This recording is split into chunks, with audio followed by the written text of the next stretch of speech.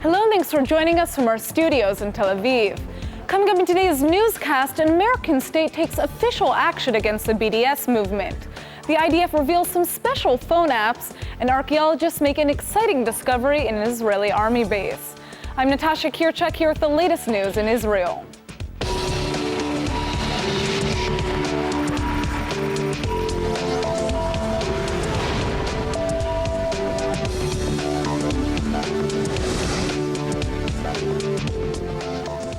It looks like Israel is now one of many nations calling Hezbollah a terrorist group. 6 Gulf Arab nations have formally branded the Lebanese group as a terror organization, and the move comes just 2 weeks after Saudi Arabia's decision to stop aiding Lebanese security forces. The Gulf Cooperation Council is now urging its citizens to leave Lebanon, which comes as a major blow to the country's tourism industry. The bloc allegedly decided to label Hezbollah as a terrorist group because of its hostile acts within the Gulf states, including incitement to violence, smuggling weapons, and terrorist activity. Israel has also long been a target of Hezbollah hostility, and in the past few months, the IDF has beefed up its military presence on the border of Lebanon following continuous threats from the terror group. Relations between Israel and Egypt have appeared to be improving, but now Egyptians are blasting the Israeli ambassador to Egypt for his meeting with an Egyptian lawmaker. The Israeli ambassador has decided to respond to the controversy in a very unusual way by issuing a special invitation to the Egyptian public. The Israeli ambassador to Egypt says he'll meet with any Egyptian citizen who sets up a meeting. Ambassador Chaim Koren says he's already had a number of successful interviews with Egyptian journalists, and he's happy to hear Egyptians' opinions. Koren came under fire for meeting with Egyptian parliament member Tawfiq Okasha, who was later stripped of his place in parliament for meeting with the ambassador. Koren says he knows the meeting sparked a lot of controversy in Egypt, but that he actually meets with Egyptian officials all the time, including President Sisi. The Israeli embassy in Egypt recently reopened in September 2015 after 4 years of closure, and Egypt just sent a new ambassador to Jerusalem for the first time since 2012. Even though the two governments have come a long way in mending their strained relations, it looks like the Egyptian public is still struggling to accept the changes. One American state is taking extra measures to condemn the boycott movement against Israel. Indiana has approved a bill banning the state from funding businesses that boycott Israel or its settlements, and the new legislation has received overwhelming support. Indiana's pro-Israel bill passed with a vote of 47-3 with backing from both Republican and Democratic officials, but Republican Governor Mike Pence is expected to sign the bill into law. The legislation will prohibit the state of Indiana from doing business with enterprises that shun Israel or its settlements, and it will apply to commercial enterprises, nonprofit organizations, and even universities. This means if a public university in Indiana chooses to boycott the state of Israel, the state will stop providing financial support and the divested funds will be taken away from the teachers' retirement funds. The boycott, divestment, and sanctions movement has largely focused its efforts on campuses and academic institutions, and the bill could deal a big blow to the organization's dealings. The legislation is one of over 20 nationwide bills aimed at countering the BDS movement, and it states that efforts to boycott Israel are anti-ethical and deeply damaging to peace in the Middle East. The Israeli army is known for being innovative, and now it looks like it's taking on your smartphone. The IDF has announced that it's creating a special app store for IDF soldiers. The store will be filled with apps that soldiers can download while they're in the field. The Army says it can't talk about a lot of the apps for security reasons, but it says one of them will help provide soldiers with facial recognition software while taking environmental factors into consideration. There's also a new text translation app that will let soldiers take a picture of foreign writing and automatically receive a translation. For example, if a soldier takes a photo of Arabic graffiti, the app will say what it means and will also alert the soldier if it's a slogan belonging to a specific group. A third app will help soldiers' technical capabilities by providing sharpshooters with weather information to help them judge the effects of wind on their bullets. The IDF says one of its biggest challenges is to come up with a platform that's easily accessible to soldiers, but won't fall into the wrong hands.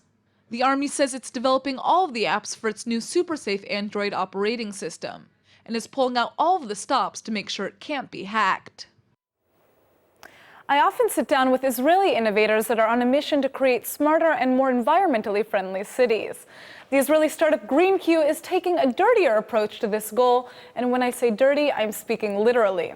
Eddie Kendall joins us from GreenQ with more. Thanks for coming in. Hi, good afternoon. What does GreenQ do? What GreenQ does is IOG, Internet of Garbage. And what we actually do is a monitoring and an optimization system for waste pickup procedure in the urban areas.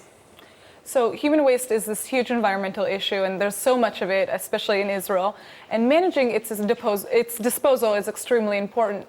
So what issues related to picking up trash does GreenQ solve? Okay, so the main problem today of all the waste pickup procedure is that it's a very, very big operation. It's about $300 billion in the United States for a year. And it is not monitored at all. There is no data about this process at all. So when we come to solve this problem, we can collect data we collect data about the procedure, and then we can monitor it and make it better. Absolutely. So is your technology already in action right now? Yes, our technology is used in a pilot here in Israel, in Herzliya, and we are expanding in Israel for other cities, while we are checking opportunities abroad in Europe and in North America. Nice. What kind of effects does it have in terms of funding? You know, obviously there's a government backing for these trash trucks to be going through our streets. Does it save money for the government in any way? Yes. When we collect the data during the work of the system, we can build like a map of the waste production for each house. We can predict how much waste that every resident of the city will make.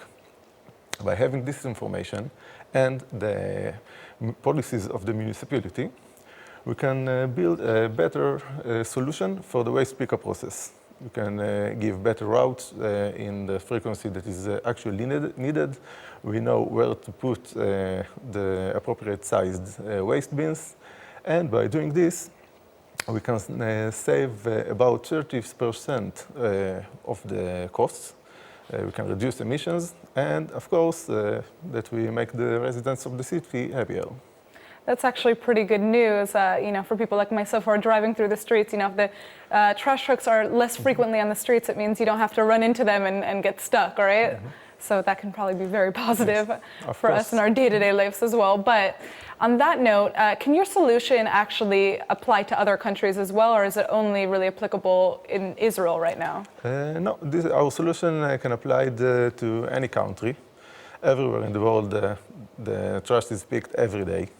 It is picked in very similar ways. Our system is designed to fit to any waste pickup truck and to any waste bins. You don't have to replace the waste pickup trucks, and you don't have to replace the waste bins to use our system. It is a generic system, and it can be used everywhere. Great. Well, good job for creating this technology, and I'm excited to see it in action. Thank you. Thanks so much. We like to think that Israel is rich in its character, but it turns out there's a number of Israelis who are just plain rich. Forbes has just released its list of the wealthiest people on the planet, and a record number of Israelis have made the cut. 17 Israelis have been included in the 30th annual Forbes list of the world's wealthiest billionaires, which is quite remarkable given how small of a country Israel is. 1,810 billionaires made it onto the list of the richest people on the planet, and the top Israeli on the list is real estate and shipping magnate Eyal Ofer. The real estate guru has a net worth of $8.4 billion and is ranked in 135th place. Financial success must run in the family because his brother Idan is also on the list with a net worth of $3.7 billion. There are also over 200 newcomers on the list, and 36-year-old kibbutz-born Adam Newman of WeWork is one of them. Newman has raked in $1.5 billion for his successful communal working space business. And if you're wondering what's happening with the ladies, the wealthiest Israeli woman on the list is Carnival Cruise heiress Shari Arison, who's listed as having $3.9 billion. So what Jewish billionaire is at the top of the list?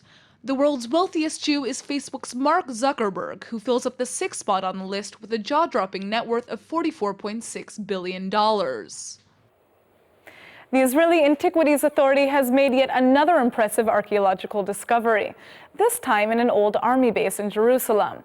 And if you're a wine lover, you'll definitely want to hear about what they found.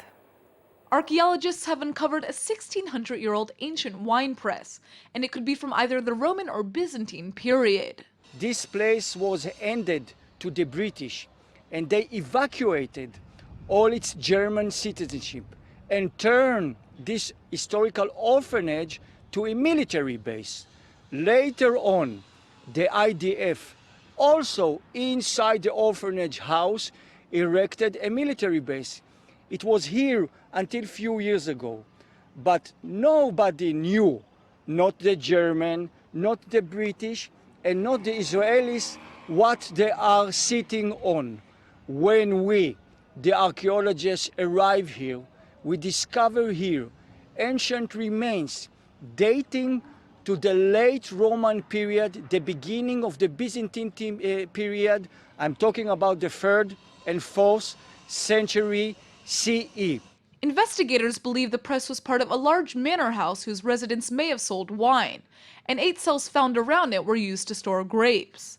Remains of a bathhouse were also found nearby, including terracotta pipes stamped with the title of the 10th Roman legion that took part in the siege and destruction of Jerusalem in 70 CE.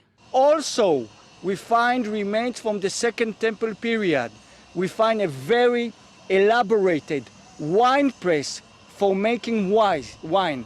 We find here bath house, very unique and large bath house dating to the Roman period. We find here ritual baths, numerous ceramic, pottery, and glass vessels.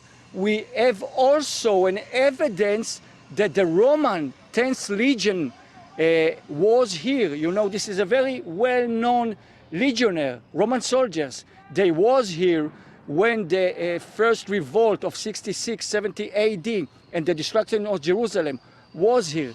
Archaeologists say the discovery shows how much of a historical treasure chest Jerusalem truly is, since ancient artifacts are found so easily. And now for our Hebrew word of the day. Israel is a nation rich in culture, history, and food. And according to Forbes, there are a record amount of Israelis that are literally rich with money. So today's word is kesef, which means money in Hebrew. The word kesef is also used to describe the color silver, which ties back to biblical times when the Jewish people used silver coins as money. Just like Americans, Israelis like to say that money makes the world go round, or in Hebrew, kesef meziz et ha'olam. But not all Israelis believe that money brings happiness. In fact, a common saying in Hebrew suggests just the opposite. Ezu ashir hasamech bechelko. In other words, to be rich, you have to be happy with what you have. In my opinion, that's a mentality that we should all try to take to heart. After all, you'll definitely feel better about yourself when your wallet isn't very heavy with kesef. Let's go ahead and take a look at the weather forecast.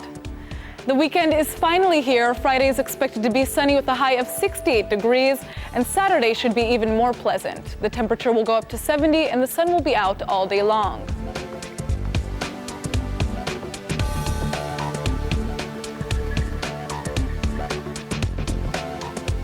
All right, everybody, that's it for today's news. Today's exchange rate is 3.89 shekels to the American dollar. Remember to sign up for our daily newsletter at ILTV.tv, and don't forget to check out our evening update every night at 8 p.m. Eastern Time. Thanks for watching, and we'll see you tonight.